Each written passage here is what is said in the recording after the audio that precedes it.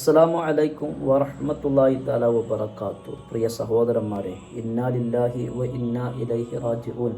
അല്ലാഹു സുബ്ഹാനഹു വ തആല ജഗനിയന്താവായ റബ്ബ് നമ്മളൊക്കെ പോറ്റി വളർത്തുന്ന പടച്ച തമ്പുരാനുണ്ടല്ലോ, ആ പടച്ച തമ്പുരാന് നമ്മയൊക്കെ പെടുന്നനെയുള്ള മരണത്തെ തൊട്ട് നമ്മളൊക്കെ കാത്ത് സംരക്ഷിക്കട്ടെ. മരണം നമുക്കെല്ലാവർക്കും ഉണ്ട്. ഹയാത്തുണ്ടെങ്കിൽ മരണം ഉണ്ടല്ലോ. ഞാനൊരു വീഡിയോ കണ്ട്, ആ വീഡിയോ നിങ്ങളൊന്ന് കണ്ടു നോക്കി. കൂട്ടുകുടുംബത്തോടൊത്ത്, സഹപാഠികളോടൊത്ത്, ബന്ധുമിത്രാദികളോടൊത്ത് കളിച്ചുകൊണ്ടിരിക്കുമ്പോൾ അള്ളാഹുവിൻ്റെ റഹ്മത്തിലേക്ക് അദ്ദേഹം യാത്രയായി. മലക്കുൽ മൗത്ത് അസ്റായിൽ അദ്ദേഹത്തിൻ്റെ റൂഹ് പിടിച്ചു. എം അലി എന്ന് പറയുന്ന മുസ്ലിം ലീഗിൻ്റെ സജീവ പ്രവർത്തകനെ ഇന്ന് 6 അടി മണ്ണിലാണ്.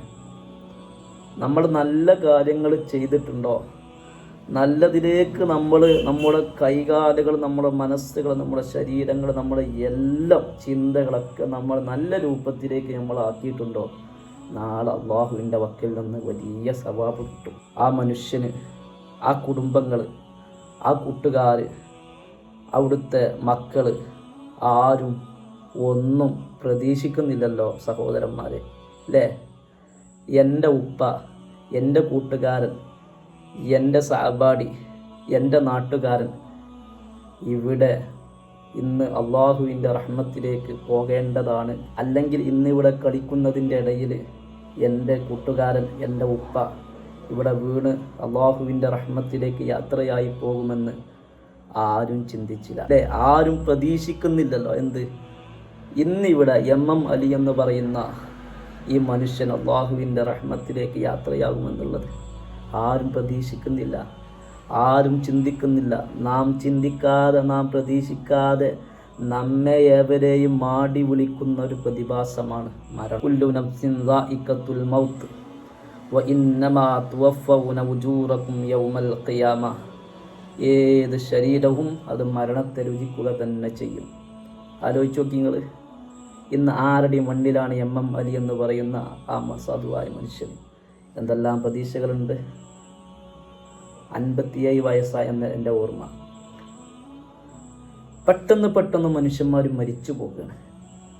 പെട്ടെന്ന് കുയഞ്ഞു വീണ്, സൈലൻ്റ് അറ്റാക്ക് വന്ന് പല രൂപത്തിൽ മനുഷ്യന്മാർ ഇപ്പോൾ പെട്ടെന്ന് പ്രായമാകാതെ തന്നെ മനുഷ്യന്മാർ ഇപ്പോൾ മരിച്ചു പോകുന്ന ഒരു സാഹചര്യം നമുക്ക് കാണാൻ കഴിയുന്നത്.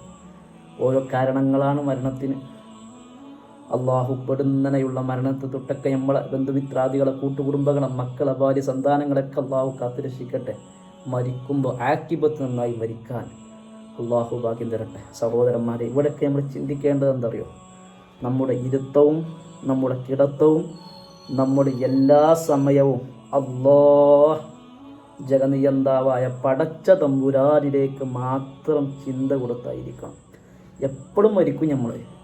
മരണം നമ്മെ ഒക്കെ ചുറ്റിപ്പറ്റി ഇങ്ങനെ ഉണ്ട് എന്നുള്ള ബോധം നമുക്ക് വേണം. 6 അടി മണ്ണിലേക്ക് നമ്മളെല്ലാവരും പോകും. നമ്മൾ മരിച്ചു കഴിഞ്ഞാൽ നമ്മളെ മയ്യത്ത് കുളിപ്പിക്കാനും നമുക്ക് ദുആ ചെയ്യാനും, നമ്മളെ മയ്യത്ത് കൊണ്ടുപോയി പള്ളിക്കാട്ടിലേക്ക്, മൈതാനത്തിലേക്ക് കൊണ്ടുപോയി നമ്മൾ 6 അടി മണ്ണിലേക്ക് ഇറക്കി വെക്കാനൊക്കെ നമുക്ക് ആളുകളുണ്ടാവും.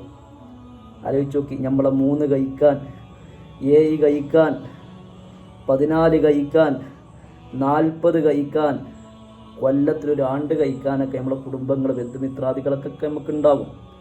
പക്ഷേ അതൊന്നും പോരല്ലോ. നമ്മളെ അള്ളാഹു സുബ്ഹാനഹു വ തആല ഈ ഭൂമി ലോകത്തേക്ക് അയച്ചത് വമാ ഖലഖതുൽ ജിന്ന വൽ ഇൻസ ഇല്ലാ ലിയഅ്ബുദൂൻ, അല്ലാഹുക്ക് ഇബാദത്ത് ചെയ്യാനാ.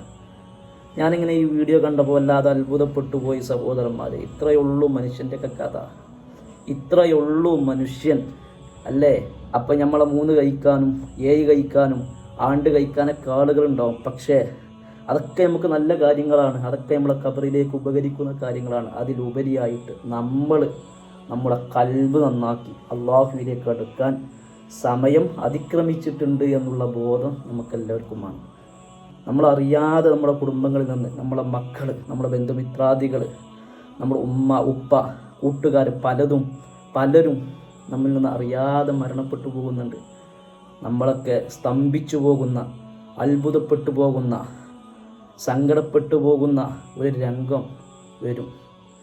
അല്ലാഹു സുബ്ഹാനഹു വ തആല എല്ലാ നിരക്കും ഹൈറ് നമുക്ക് നൽകി അനുഗ്രഹിക്കട്ടെ.